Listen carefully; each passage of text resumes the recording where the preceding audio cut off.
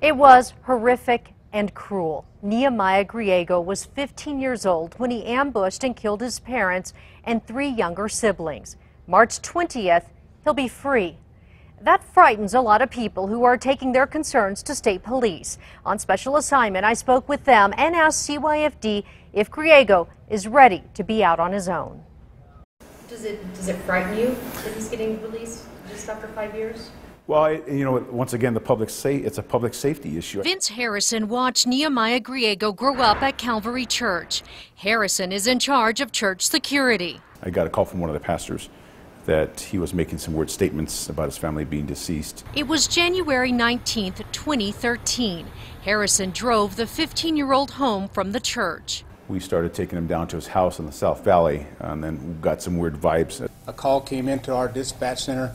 It was Harrison who made that call. Bernalillo County deputies would discover 5 bodies. Griego had killed his mother while she slept, then shot his 9-year-old brother. The homeschool teen then went across the hall and shot his 2 young sisters who were crying in the head. He would wait hours for his father to come home from work, then ambushed him. He said he did it because he was frustrated with his mom. Griego would plead guilty. In 2016, a children's court judge ruled he would be sentenced as a juvenile, saying Griego had shown he is receptive to psychological treatment and could be rehabilitated.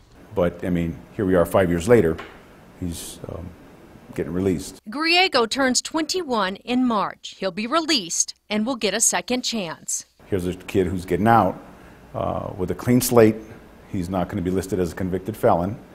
He can go out and buy a gun. Harrison, a former APD officer, says he's concerned, and it had him calling state police. The most concerning thing now is, as of recent, I found out from a law enforcement contact that he had made some statements a couple years ago while in juvenile prison that he had wanted to kill some other people from the church. It was go through everything that he may have said during his time at CYFD or any other point in his incarceration to make sure that people feel as safe as they can when he's released. State Police Chief Pete Casetas is reviewing the claims. If there were threats made, which we're trying to look at and substantiate, there could be criminal charges. I'm not saying there are, but there could be.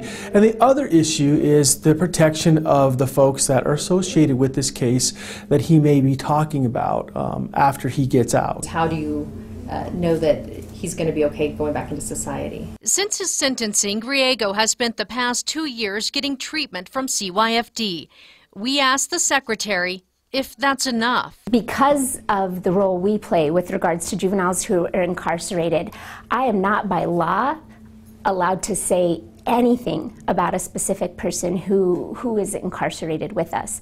And that's actually one of the concerns that we have is at CYFD we have no ability to voice concerns with people. Monique Jacobson has been fighting to change the law, saying she should be able to discuss these cases to make sure teen killers have gotten the help they need. In some of these instances, we believe before someone is released from our custody, they need to go before a judge so we can weigh in and let them know, did they participate in programming? Have we seen behavioral changes? Nehemiah's family did not want to comment, but a source close to the case says he will be moving out of state and is planning to get more counseling.